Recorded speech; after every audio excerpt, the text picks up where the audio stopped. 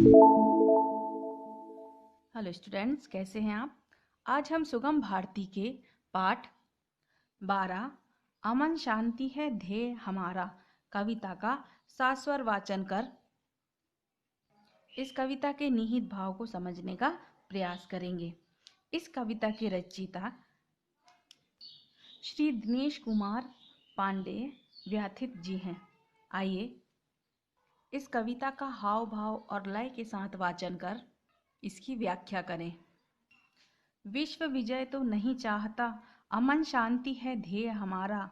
आज़ादी को कायम रखना सिर्फ यही उद्देश्य हमारा। हमने जब भी कदम बढ़ाए, कला नहीं कौशल दिखलाए, नई और अद्भुत खोजों से प्रगति पथ को सरल बनाए। आइए इसकी व्याख्या करें।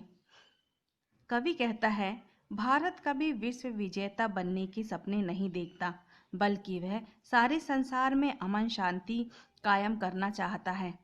भारत एक प्रगतिशील राज्य है जिसमें कला तथा अद्भुत खोजों का संगम है। अगली पंक्ति है, त्याग और बलिदान सिखाता, लहर लहर कर झंडा प्यारा।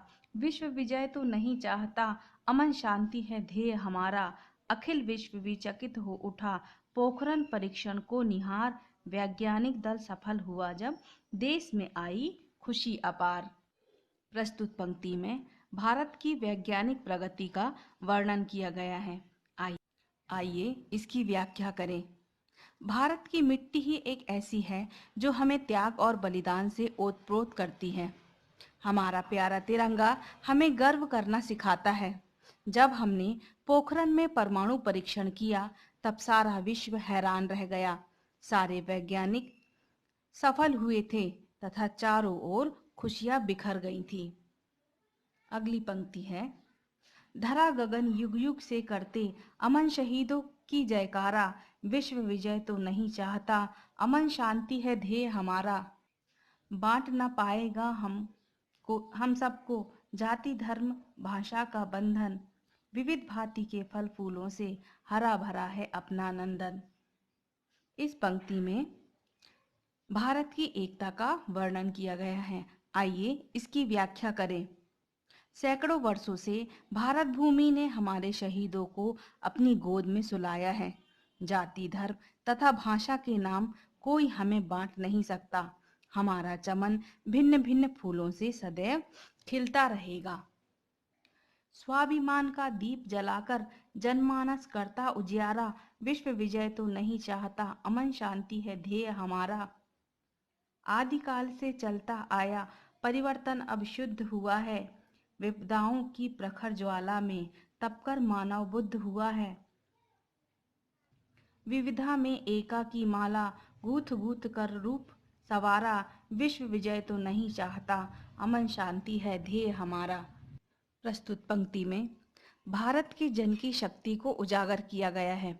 आइए इसकी व्याख्या करें। भारत का एक एक जन स्वाभिमान तथा गर्व से परिपूर्ण है। आदिकाल से अब तक न जाने कितने ही प्रकार के वंशों ने अपनी धाक जमानी चाही। अंत में हुआ क्या? भारतीय आखिर मजबूत होकर ही निकले। शोषण की मार खाते खाते यहाँ का वासी बुद्ध जैसा तटस्थ बन चुका है।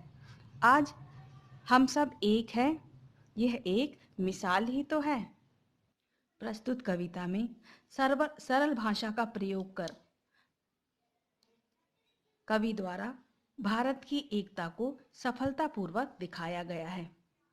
सो स्टूडेंट्स, आज का आपका होमवर्क है, इस कविता का सास्वर वाचन करते हुए इस कविता को अपनी कॉपी में लिखें और चित्र बनाएं। Okay students.